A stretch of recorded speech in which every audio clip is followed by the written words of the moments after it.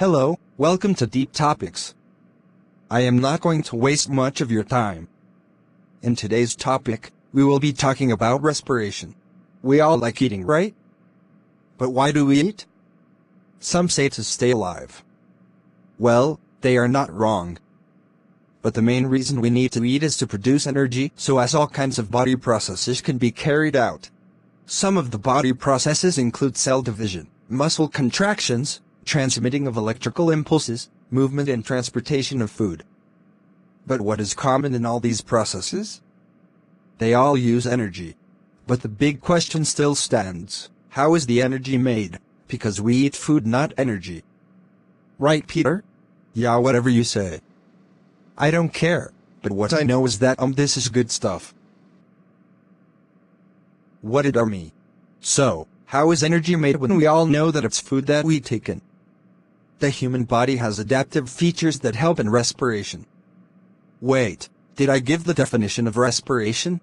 Come on, man. Get real. I'm sorry. Respiration is the breakdown of glucose to produce energy. The breakdown can either happen in the presence or absence of oxygen. When it happens in the presence of oxygen, it's called aerobic respiration. And when it happens in the absence of oxygen, it's called anaerobic respiration. Respiration in animals takes place in respiring cells. To be more specific, it takes place in the mitochondrion of the cell. And when I talk about animals, I am also including human beings. You are all animals. So am I. What? You calling me an animal? You better watch your big mouth, old man. The food that we eat, of course, after being digested, diffuses into the bloodstream. As blood circulates, it passes through the lungs for oxygenation. When the blood is purified and oxygenation has taken place, the blood cells as well get oxygenated. And within the same cells respiration takes place, the glucose is broken down. But if you remember very well, I said that respiration can take place even in the absence of oxygen. This kind of respiration mostly takes place during vigorous exercise.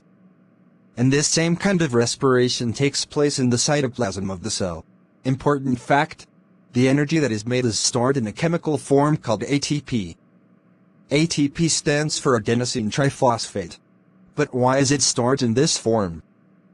Because number one, this is the form of energy that the body uses, no other form. Number two, ATP is an unstable compound and thus is readily retrieved when needed by the body. So, what is the importance of respiration? Respiration is important because it helps the body to make energy that is to be used in various body processes like muscle contractions, cell division, nerve impulse transmission, reproduction, of course if you are able to, and many more other processes. So, I am now giving you a task to show the similarities and differences of aerobic respiration and anaerobic respiration in animals. And an additional task, also show the similarities and differences in plants too. And so if you found the video helpful, consider subscribing and sharing the video to a YouTuber friend. See you in the next video.